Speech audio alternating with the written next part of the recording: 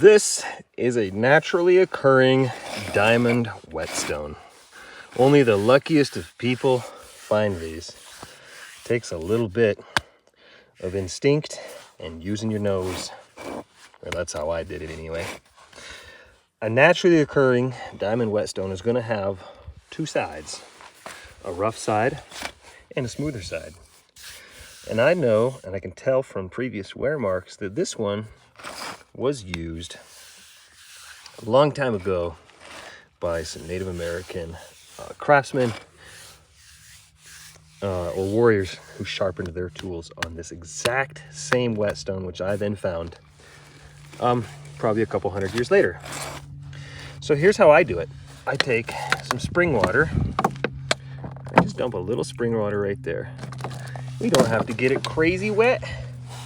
Just a little will do. Next, I take the blade that I want to sharpen and I look at it real quick. And I think, where would I start?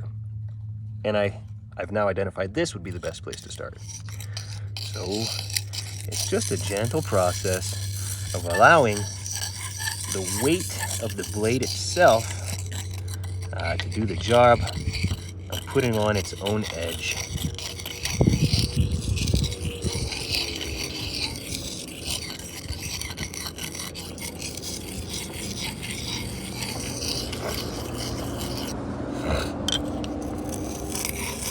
Somebody's driving by in a van. They were waving, but I couldn't wave back. Because if I did, I would have been wielding a knife. Probably would have scared them. Okay, it's so easy getting that primary edge on. Now I can actually feel that I have the blade to the level of sharpness that I would like. So all I have to do is turn it over. And now I'm going to wet this side.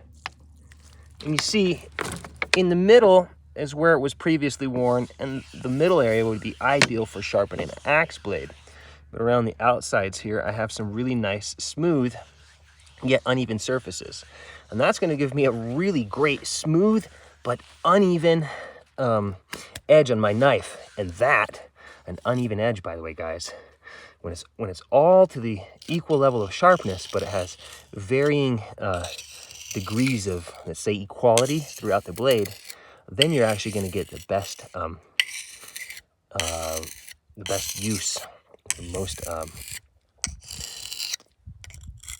effectiveness out of the edge of the blade when it comes to skinning.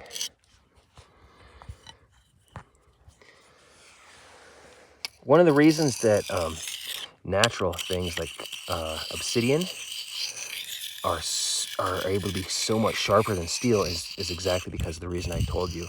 It's impossible to make a perfectly even edge on stone, and since obsidian is a type of stone, it sharpens up immensely because of all those tiny, uneven, but equally sharp points of resistance on the blade.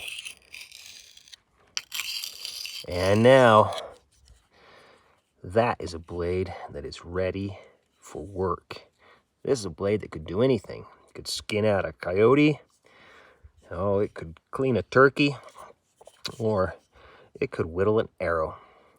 And that, my friends, is how I keep my blades sharp. Isn't that a beautiful blade?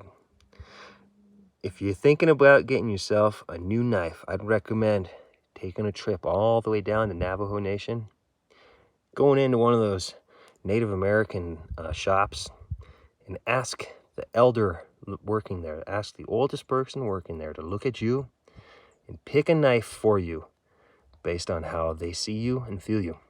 That's how I got this knife. And that's how I knew this was exactly the right knife for me. It's because an elderly woman picked it for me. And she bestowed it upon me. That's the story how I got this knife. And I hope you enjoyed it. Hope you got something out of that. If you did, let me know. If you didn't, still, let me know. Either way, God bless you. Peace out.